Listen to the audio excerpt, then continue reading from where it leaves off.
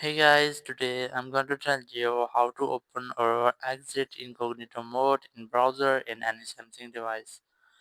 If you're using any Samsung device and now you want to open or exit incognito mode, so let's see how can you do that. You just have to open your browser and here just tap on three dots in the top right corner. Then go for new incognito tab. It will open incognito mode. You'll get the notification that you're in incognito. You just have to search for anything you want to search in incognito mode. Once you have done, you must have to go back, and you have two different ways to close incognito. The first way is that just close on your control center, and here just tap on this option and it will close all incognito tabs.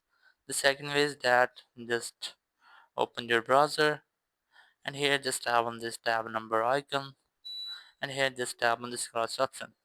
It will automatically close all incognito tabs which you have in your browser in any Samsung device. Thank you very much for watching the video. Until next video, bye bye.